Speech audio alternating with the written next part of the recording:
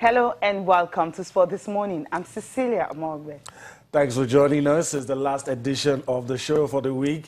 Let's make this a jolly ride. I'm Yemi Adebayo. Let's start you off today, starting from home, talking about the Nigeria Professional Football League. Ogunbote, that's Benga Ogunbote, coach of Eyimba, has left the club after his contract talks broke down with the club. So there you have it. The Aba Elephants that's talking about Eyimba and Benga Ogunbote have parted ways. Rumors have it that Rangers FC might be his likely destination. So we keep our fingers crossed and monitor any development that comes out of it. But you can take it from us, take it to the bank. Benga Ogunbote has left Eyimba.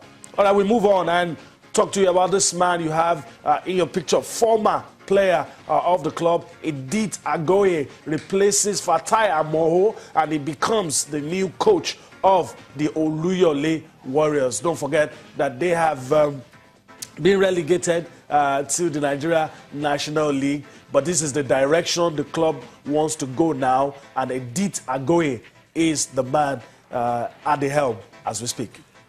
All right, also on the program, we'll be talking athletics, and Blessing Okagbare is induction day for her. She will be inducted into the Hall of Fame of the University of Texas, El Paso this weekend. That's talking about the Sports Hall of Fame.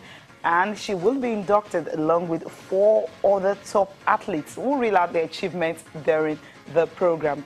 Also on the show, we'll be talking about Venus Williams. She's rolling back the years right now. At the WTA finals in the round robin, she was able to beat 2 champions, talking about the lady Ostapenko who won the French Open, and also Gabin Muguruza. Shockingly, she needed that victory to get into the semi-finals, and she did it in a grand style.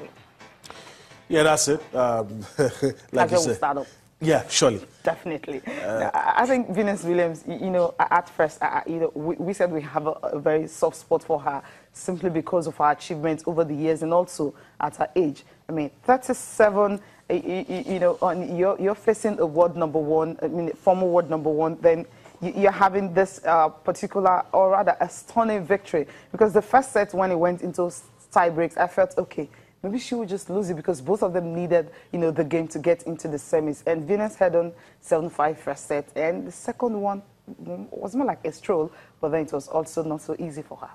I think we concentrate more on our age. We concentrate on, we start saying we don't know how fast our legs can carry her, but we forget that she's the most experienced lady among the elites playing in Singapore. She was, and look, she got a Grand Slam final this year. If you want to be the best, you'll have to beat the best. Okay. And to have been able to defeat some of the stellar names that we're talking about in Muguruza and I think Ostapenko as well, you have to give her credit that she's really on top of her game. Yeah. Whether or not she has more years in her, that's a question for another time. Yes. But she is, we must say, the most experienced among the lots in Singapore right now. Yeah, that's the way it is. But then we'll come back to Venus Williams. But we'll get started with the Mexico Grand Prix this weekend. Sebastian Vettel and Kimi Raikkonen have been talking about the chances in Mexico. But the thing is, we know the constructor title has been won. Constructor's title has been won by Mercedes. That. And of course, we know Lewis Hamilton just have to finish. All he needs to do, finish 5th. And of course, he won. But yesterday when he was talking, he says, look, he wants to be a champion, and the kind of champion he wants to be is winning the Mexican Grand Prix and also being crowned F1 champion, winning his 4th driver's title.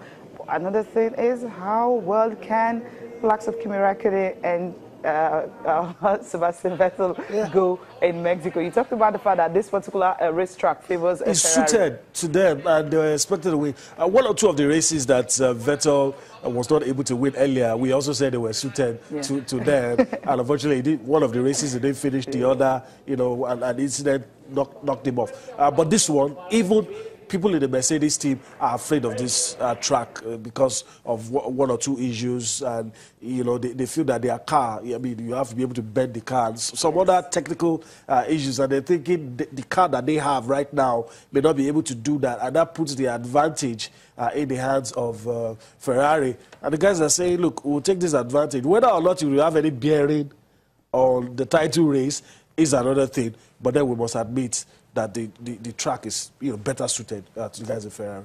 We'll see how they can manage that when the race starts today. Of course, the qualifier starting today. And on Sunday is the big one. Let's listen to Sebastian Vettel and also Kimi Raikkonen talking ahead of the Mexico Grand Prix. They are very passionate about F1 here. So it's obviously nice. A lot of traffic for us, so it takes so long to come. But no, it's different from many other places, and the main thing is to try to get a good result for us. So that's what we aim, and hopefully people like, and the rest we do our best.